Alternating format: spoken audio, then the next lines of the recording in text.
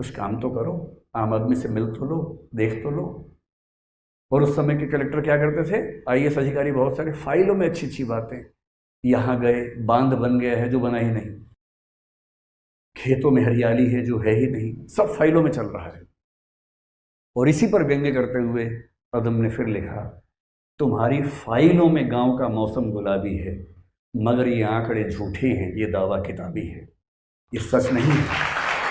और अगर तुम फाइलों वाले सिविल सर्वेंट हो ना, तुम्हारी फाइलों में कुछ भी लिखा हो, उन फाइलों से देश नहीं सुधरता है, समाज नहीं सुधरता है।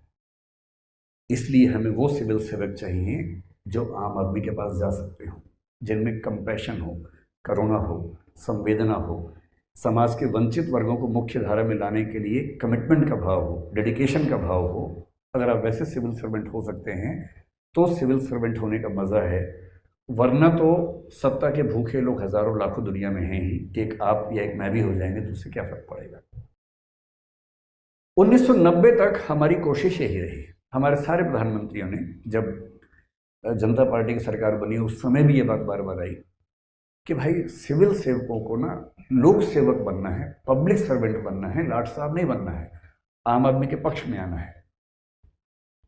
हमारी पूरी कोशिश क्या थी कि समाजवादी रास्ते पर चलते हुए आम आदमी तक वितरण मूलक न्याय, डिस्ट्रीब्यूटिव जस्टिस पहुंचाएं। जैसे पीडीएस है, पब्लिक डिस्ट्रीब्यूशन सिस्टम है, वो आम आदमी को ठीक से मिले, राशन ठीक से मिले। हमने रिजर्वेशन पॉलिसी बनाई तो रिजर्वेशन ठीक से उस व्यक्ति को मिले जिसको मिलना चाहिए।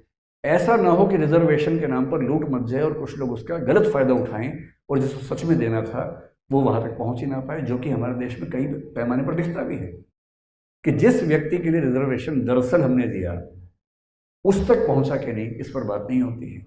और हुआ क्या है, कुछ वंचित समूहों के अंदर अगड़े समूह बन गए हैं, सारा फायदा वो उठा लेते हैं, और जो सचमुच वंचित व्यक्ति है उसे आरक्षण मिला नहीं। समाज ने एक कोशिश की भी और उसका फायदा हुआ भी नहीं। और 1990 के बाद दुनिया चेंज हो गई। आप सब लोग मेरे ख्याल से 21वीं सदी के लोग हैं, 2000 के बाद पैदा हुए होंगे। 1990 में आकर एक बड़ा परिवर्तन आया जहां से सिविल सर्विसेज की भूमिका में भी बदलाव दिखना शुरू हुआ।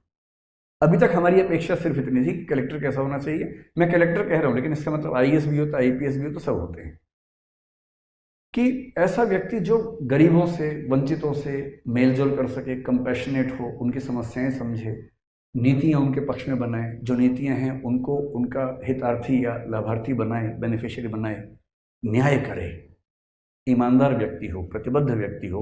ये अपेक्षा हमारी उस समय तक थी, क्योंकि उस समय तक प्रशासन बहुत